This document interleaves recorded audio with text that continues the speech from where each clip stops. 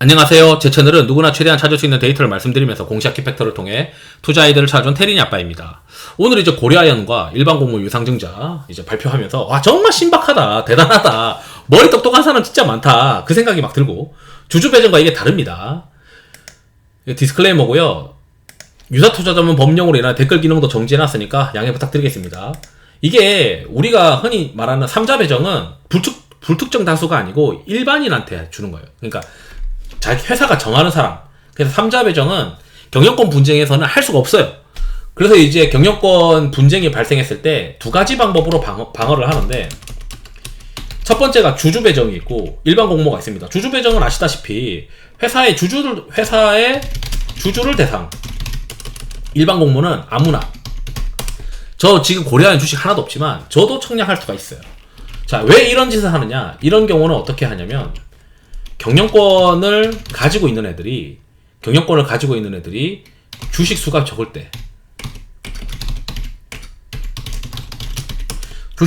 때 상대방이 이제 주식을 뭐 한 10%에서 15%를 모았다. 그럼 얘네들의 지분율을 낮추고 얘네들을 힘들게 하는 거예요. 10에서 15%를 장내 매수하거나 어떻게든 모아가지고 한 200억을 썼어요. 200억을 썼다. 근데 여기서 주주 배정 유상증자를 딱 때려버리면 얘네가 이거를 200억을 썼으니까 또 이건 장내 매수하는데 썼던 거고, 주식을 또 청약을 하기 위해서 회사에다가 또 돈을 넣어줘야 되는 거예요. 그러면 이게 만약에 개인이 아니고 보통은 이제 뭐 펀드나 또는 투자조합이나 이런 경우인데, 이 조합이 대부분 다 와해돼 버려요. 왜냐면 야 씨 이거 해가지고 했는데 주가는 떨어지고 돈을 회사에다 돈 더 넣어줘야 되고, 야 그냥 청산하고 이거 하지마 라고 해버리거든요. 그래서 이런 경우가 비일비재합니다. 과거에도 종종 있었어요. 근데 이게 일반 공모는 잘 없어요. 잘 없는데 이거 보니까 양쪽 다 지분율이 빵빵하게 있다 보니까 방어자 측이 일반 공모를 불러가지고 아무나 들어올 수 있게 해버린 거예요. 그러면서 아주 기가 막힌 규정들이 있습니다. 이번에 이제 하더라도 우선 이건 짚고 넘어가야 되는데, 예전에 현대 엘리베이터랑 KCC 간의 경영권 분쟁이 있었는데 경영권 공격 대응하기 위한 목적으로 유상증자를 추진했다라고 법원의 결정이 있었어요. 그러면 이번에도 고려아연이 이 주요 사항 보고서로 유상증자 결정을 했는데 이사회를 했으니까 이게 나오는 겁니다. 다 이거를 공격자 측이 법원에 가서 주장해야 되는 거예요. 야 이거 경영권 방어하려고 한 거 아니냐, 그러니까 빠꾸시켜줘 라고 해야 되는데, 이제 고려아연은 아니다 아니 그런 목적이 아니다 라고 할 겁니다. 그래서 여기 유상증자 결정의 목적을 보게 되면 여기에 이제 적혀 있는 것만 할 수 있습니다. 나중에 이게 다 제대로 악우가 맞는지 검토되게 되어 있어요. 그래서 채무상환으로 하겠다, 그 돈 빌린 거 그냥 어쨌든 맞겠다, 공개 매수한다고 돈 빌린 걸로 알고 있는데 이거 받아가지고 맞겠다는 거죠. 그리고 나서 이제 이거 받아가지고 막을 가능성이 높은 거고, 다른 이제 것들도 채무 상환으로 쓰겠다 라고 하는 거예요. 그리고 67만원이고 우리 사조조합한테 20%를 줘요. 그리고 이제 신박했던 게 뭐냐면, 저도 이제 이렇게 막 서로 싸우는 경우에 일반 공모 유상증자에 대해서 규정까지는 몰랐었는데, 이게 청약의 경우에 이 특권자, 공동 보유자 및 이러한 특권자들은 총 공모 주식수의 3%, 11만 주를 초과해서 청약할 수 없도록 제한된다라고 돼 있어요. 그러니까 결국은 우리 사조조합만 왕창 지분율이 늘어나고 양쪽은 다 지분율이 높아지지 않는다고요. 근데 우리 사조조합은 어쨌든 최대주주, 지금 현재 최대주주는 아니지, 그러니까 회사 쪽 지금 이제 방어자 측이죠. 경영권을 뺏기지 않기 위해 방어자 측에 유리한 주주 구성이 되는 겁니다. 그러니까 오전에 제가 고려아연 관련해서 그동안 멘트를 안 드리다가 제가 텔레그램에 이제 비공개 채널에 뭐라고 얘기했냐면, 이거 손도 대지 마라. 왜냐면 이거 오전 8시에 올려드렸어요. 여기서 제가 했던 논리가 뭐냐면, 이게 결국에는 남들이 싸우는 거에 의해서 부스러기 먹으러 가는 건데, 결국 내가 뭔가 경영의 어떤 판단, 회사의 어떤 오너의 그 정책이나 또는 글로벌의 테마나 이런 거를 판단해서 투자하는 게 아니고, 상대방이 싸우는 결과가 어떻게 될 것이다라고 하는 알 수 없는 거에 내 인생을 남에게 맡기는 투자잖아요. 그래서 하지 마라라고 했거든요. 그리고 또 어떤 얘기를 했냐면 이게 굉장히 불확실한 게 공격자 측은 임시주주총회를 불러가지고 어떻게든 빨리 불러가서 자신들의 등기임원들을 넣고 다 몰아내거나 이사진을 더 과반수로 이제 가져가게 되면서 회사의 경영권을 가져가고 싶은데 방어자 측은 이 임시주주총회를 열지 못하게 할 거고, 그렇게 되면은 뭐 공격자 측은 법원의 결정을 받아와가지고 결국 이제 임시주주총회를 여니 마니 이런 단계까지 보게 되면 한 서너 달은 굉장히 불확실한 경우가 많거든요. 그래서 주가가 막 들쑥날쑥할 가능성이 높아요. 이번에도 공격자 측은 이거는 옛날에 취소됐었던 사례와 현대엘리베이터와 KCC 간의 경영권 분쟁 사례와 똑같기 때문에 취소시킬 수 있어. 그러면서 이제 법원에다가 막 이제 소송을 또 걸 거예요.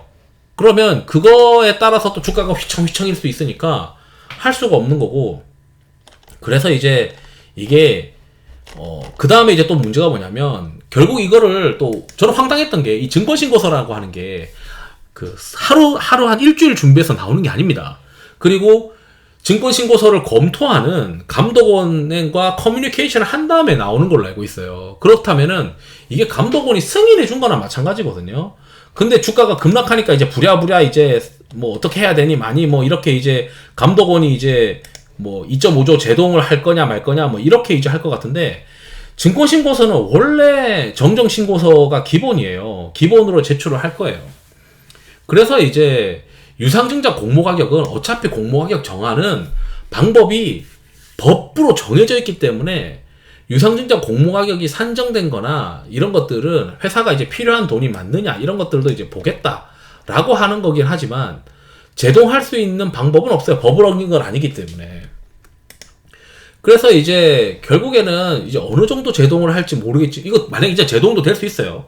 감독원에서 벤치 계속 놓고 괴롭히면은 이 유상증자는 계속 미뤄지고 그 사이에 임시주주총회 열려가지고 임원진들 뒤로 밀려버리면 또 골 때리는 일이 벌어질 수도 있기 때문에 이달 말까지 얘네들은 플럭체이션 변동성이 엄청 클 가능성이 높아요. 게다가 내년 3월 정기주주총회인데 얘네들의 주가가 제가 제일 걱정되는 시기가 언제냐면, 고려아연의 주가가 제일 걱정되는 시기는 결국 첫 번째는 주주명부 폐쇄일 거예요. 그래서 올해 말에 어느 정도 상호간에 2025년 3월 정기주주총회에 프록시 보팅, 의결권 전쟁을 하기 위해서 주식을 연말까지 열심히 모은다면 서로가 1월 1일 날 딱 되면서부터 주가가 막 곤두박질 칠 수도 있는 거거든요.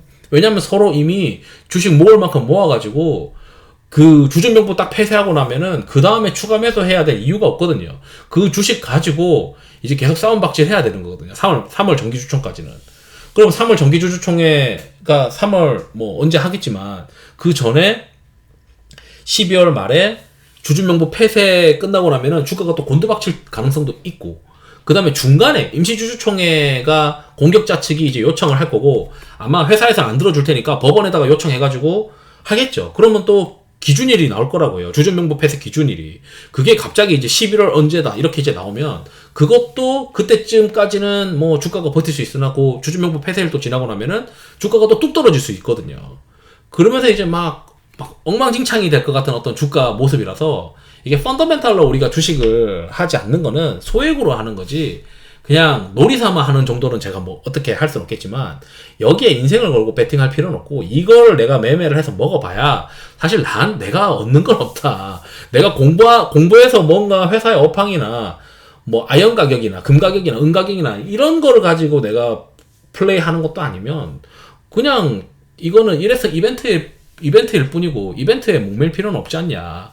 그리고 그거를 이제 수익 내봐야 내가 뭐 발전되는 건 아니지 않냐. 전 그런 얘기를 하고 싶은 거예요.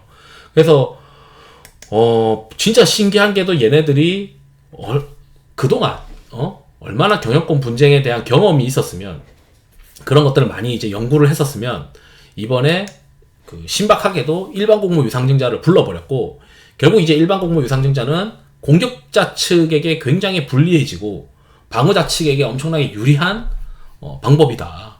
그래서 지금 이게 뭐 승부가 기우는 것처럼 또 느껴지면은 주가는 또 떨어질 것이고, 승부가 기우는 게 아니면 또 주가가 유지될 텐데, 어쨌든 여기는 제가 봤을 때 그냥 남의 이제 싸움박질 구경만 하는 게 낫지, 여기에까지 굳이 뛰어 들어가지고 부스러기 먹으려고 하지 말자.